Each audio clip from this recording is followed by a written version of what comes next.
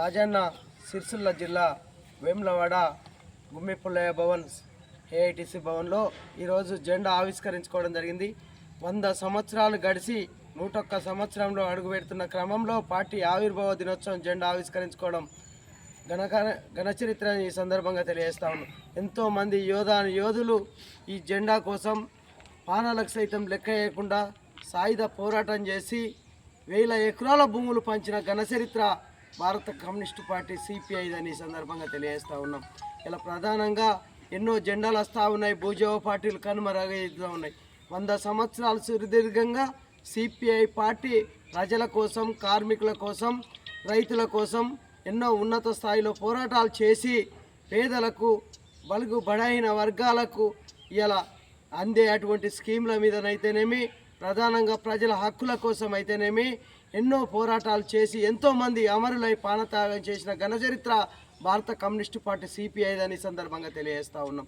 ఇలా చూస్తే కేంద్రంలో బీజేపీ ప్రభుత్వం అధికారంలోకి వచ్చి 11 సంవత్సరాలు గడిచి క్రమంలో ఇలా చూస్తే కార్మిక 44 చట్టాలను 4 కోట్లుగా కుదించి పెట్టుబడిదారు వ్యవస్థకు కట్టి బానిసలుగా వ్యవహరిస్తున్నటువంటి పరిస్థితి కేంద్ర బీజేపీ ప్రభుత్వం వ్యవహరిస్తూ ఉంది. ఇలా చూస్తే ₹1,00,000 లోన్ ఉన్నట్టుంటే ఇలా సామాన్యమైన ప్రజలకు ఇంటికి తాళం వేస్తూ ఉన్నారు. కోట్లాది రూపాయలు ఇలా అనంతన అంబానీ లాంటి వాళ్ళు ఇలా అప్పులు చేసి బ్యాంకులకు కన్నం వేసి విదేశాలలో చెలోమనైతే వాళ్ళ పక్షాన ఎలాంటి పట్టివేత కానీ రికవర్ ఆ బ్యాంకులకు సంస్థలకు రికవర్ చేయవలసిన బాధ్యత ఉన్నప్పటికి కూడా దాన్ని పెడసేవిన పెట్టినటువంటి కేంద్ర బీజేపీ ప్రభుత్వం. ఇలా మేము అడుగుతూ ఉన్నాం, ఇక్కడ ఉన్నటువంటి ప్రజలకు కరోనా టైంలో ఒక్కొక్క కార్మికునికి అప్పుడు చెప్పులు, పేద కుటుంబాలకు చెప్పులు బ్యాంకులలో మన నల్లధనం మనకస్తే ఇంటికి కుటుంబానికి 15 లక్షలు ఇస్తాం, ఇలా మన నల్లధనం మనకస్తే ఎక్కడ పోయింది నల్లధనం? ఇలా ఎవరికి సంబంధించి చేసినావు? బ్యాంకులో పూర్తి స్థాయిలో ఆ ఒక నల్లధనం రికవర్ అయిన తర్వాత ప్రైవేటీకరణ చేసి ఇలా ఆదాని అంబానికి కొమ్ము కాసినటువంటి ప్రభుత్వం ఏదైనా ఉందంటే కేంద్ర బీజేపీ ప్రభుత్వం అని సందర్భంగా తెలియజేస్తూ ఉన్నాం.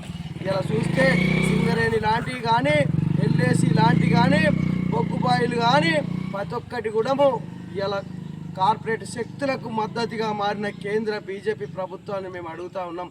పేద ప్రజల కోసం, ప్రజలకు, ఈ దేశ ప్రజల కోసం ఎలాంటి ఆలోచన మీరు చేస్తున్నారని అడుగుతూ ఉన్నాం. ఇలా ఈ దేశ ప్రజల భవిష్యత్తు ఆలోచించవలసినటువంటి కేంద్ర బీజేపీ ఇలా మన ఒక్క ప్రాంతానికి ఉన్నటువంటి బండి సంజయ్ గారు కూడా మాట్లాడుతూ ఉన్నారు. ఇలా ఎన్ని ఎంపీ నిధులు ఈ యొక్క ప్రాంతంలో మీరు అమలు చేసిర్రు, ఏ ఒక్క కార్మిక సంక్షేమ నిధులు తీసుకొచ్చిరో చెప్పవలసిన అవసరం ఉంది. పిల్లలు విద్యావంతులు ఉన్నత చదువులు చదివి నౌకర్లు రాక ఇలా ఆత్మహత్యలు చేసుకొని చచ్చిపోతూ ఉన్నారని చెప్తా ఉన్నాం. ఇలా 10 ఏళ్లలో ఈ 5 సంవత్సరాల ఎంపీ పాలనలో ఉన్నటువంటి కేంద్ర బీజేపీ ప్రభుత్వం బండి సంజయ్ గారు, ఈ యొక్క కేంద్ర మంత్రిగా ఉన్నటువంటి బండి సంజయ్ గారు ఇవాళ ఈ ప్రాంత బిడ్డలని కోట్లేసినటువంటి వాళ్ళు ఇవాళ ఉద్యోగాలు కనపడతలేవా? ఇలా ఒక యువత రోడ్ల పాలై ఇలా తిరిగేది కనపడతలేదని బండి సంజయ్ గారిని మేము అడుగుతూ ఉన్నాం. ఇవాళ సంక్షేమ నిధులు, ఇవాళ తెలంగాణ రాష్ట్రానికి కేటాయించే నిధులను కూడా కేంద్ర ప్రభుత్వం పెడసెవిన పెట్టినటువంటి పరిస్థితి మీకు కనపడతలేదని మేము అడుగుతాం. రాష్ట్ర ప్రభుత్వం కూడా ఇలా ఆలోచన చేయవలసిన అవసరం ఉంది. కాంగ్రెస్ ప్రభుత్వం ఇలా ఊళ్ళో ఉన్నటువంటి ఈ ప్రజాపాలనతో అధికారంలోకి వచ్చినటువంటి కాంగ్రెస్ ప్రభుత్వానికి కూడా మేము తెలియజేస్తూ ఉన్నాం. ప్రధానంగా ఈ యొక్క ప్రాంతంలో ఉన్నటువంటి పక్కన ఉన్నటువంటి వాగు కానీ ఊళ్ళో కుష్కర్ అన్నటువంటి పరిస్థితి. గత బీఆర్ఎస్ ప్రభుత్వం చేసినటువంటి పనులలో 300కు ట్రిప్ ఉన్నటువంటి ఉష్కే ఇలా 3000కు వచ్చినటువంటి పరిస్థితి కనపడతా ఉంది. ఇలా కాంగ్రెస్ ప్రభుత్వం కూడా ఆలోచన చేయవలసిన అవసరం ఉంది. మొన్న చూస్తే ఎడ్ల బండి మీద కూడా పట్టుకపోతున్నాం అన్న పరిస్థితికి వచ్చింది. ఇలా ఎక్కడున్నాం అనేది ఆలోచన చేయాలి రాష్ట్ర కేంద్ర ప్రభుత్వాలు.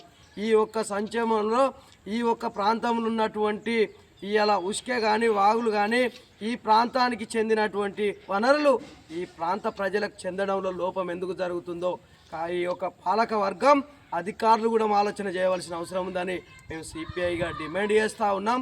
లేని వేళలో పెద్ద ఎత్తున ఆందోళన కార్యక్రమం చేస్తామని సందర్భంగా తెలియజేస్తాం. పూర్తి స్థాయిలో ఇలా ఇండ్లు లేనటువంటి పేదవాళ్ళు ఉన్నారు. ఇలా మేము గతంలో కూడా చెప్పినాం, ఇండ్లు పూర్తి స్థాయిలో సర్వే జరిగి ఇండ్ల స్థలాలు కానీ, ఇండ్లు కానీ పూర్తిగా లేనటువంటి వాళ్ళకి ఇవ్వాలన్నది కూడా మేము సిపిఐ పార్టీగా కోరుతా ఉన్నాం. లేని వేళలో ఈ 100 సంవత్సరాలు కొత్తగూడెంలో మన ఖమ్మం జిల్లాలో జరుగుతున్నటువంటి 18వ తారీఖు జరుగుతున్నటువంటి బహిరంగ సభ తర్వాత భవిష్యత్ కార్యాచరణ రూపొందించి భవిష్యత్ పోరాటాలకు సిపిఐ పార్టీ 100 సంవత్సరాల సుదీర్ఘ కాలంతో పూర్తిగా ఈ యొక్క ఉద్యమాలకు సిద్ధమైందని సందర్భంగా తెలియజేస్తూ ఉన్నాం.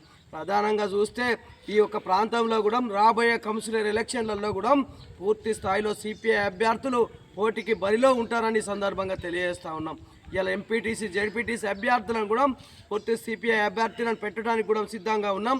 నిలబడే వాళ్ళు పల్లెలలో ఉన్నటువంటి కార్మికులు కానీ ఇలా పార్టీ సభ్యులు కానీ అందరూ కూడా ఈ యొక్క టౌన్ కూడా కౌన్సిలర్లకు కూడా సిద్ధం కావాలనేది కూడా పార్టీ సభ్యులకు అందరికీ కూడా తెలియజేస్తా ఉన్నాయి సందర్భంగా.